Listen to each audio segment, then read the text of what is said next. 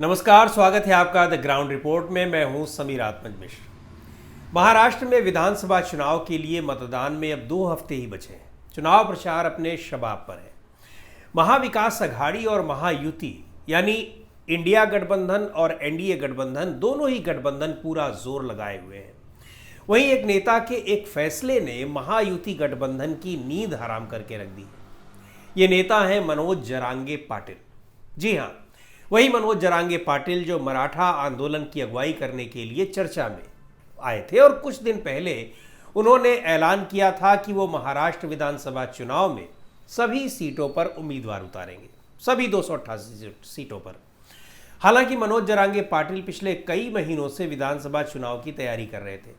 घोषणा कुछ दिन पहले की थी, लेकिन अब उन्होंने चुनाव लड़ने से अपने कदम पीछे खींच लिए हैं। उन्होंने फैसला किया है कि चुनाव में अपना कोई उम्मीदवार नहीं उतारेंगे।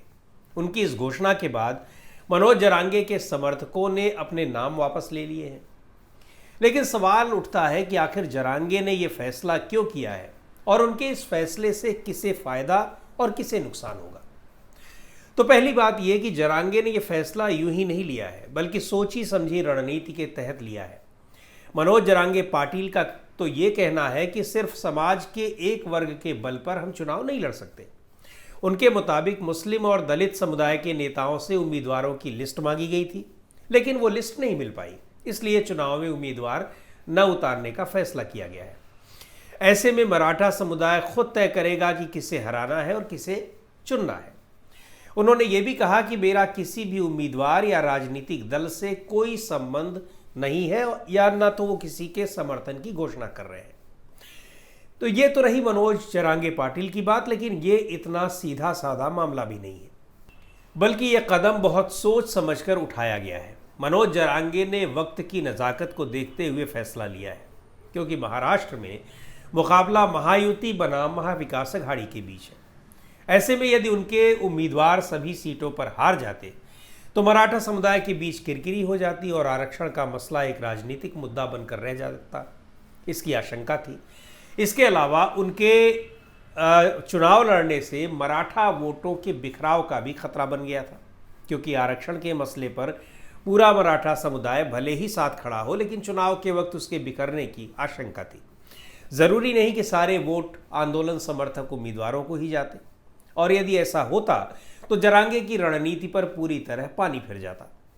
पर एक बात जरूर है कि जरांगे के इस फैसले का एनसीपी नेता शरद पवार ने तुरंत स्वागत किया। यह साफ दिखा रहा है कि जरांगे के चुनावी मैदान में होने से किसे परेशानी होने वाली थी, और यही वजह है कि जरांगे के इस फैसले को एनडीए गठबंधन के लिए सियासी टेंशन बढ़ाने वाला माना जा रहा है। मनोज जरांगे मराठा आंदोलन के अगुवा हैं और मराठवाड़ा इलाके से आते हैं। उनके समर्थकों में बड़ी संख्या मराठा समुदाय की है। मनोज जरांगे के चुनाव लड़ने से बड़ा असर मराठवाड़ा बेल्ट में पड़ता, जाहिर सी बात है।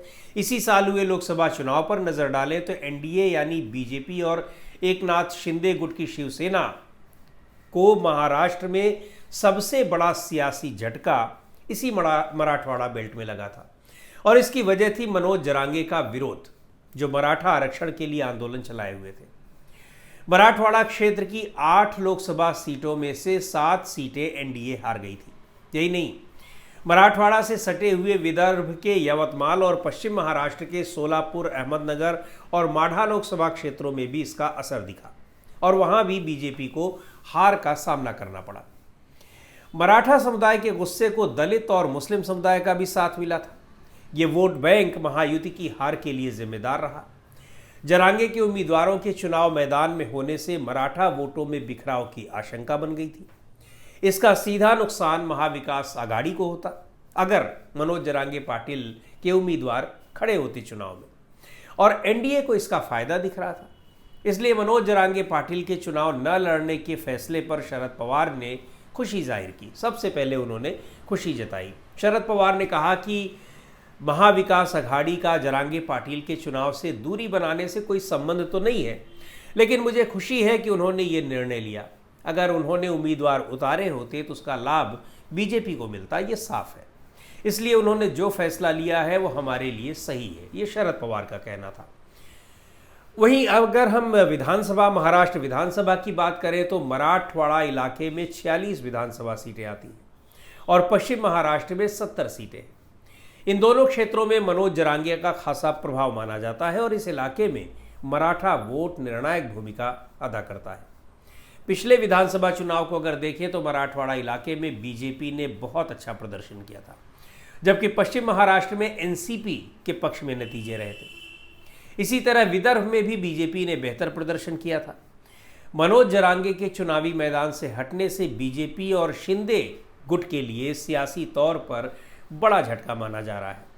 एनसीपी से लेकर कांग्रेस और शिवसेना गठबंधन के लिए ये किसी सियासी संजीवनी से कम नहीं है।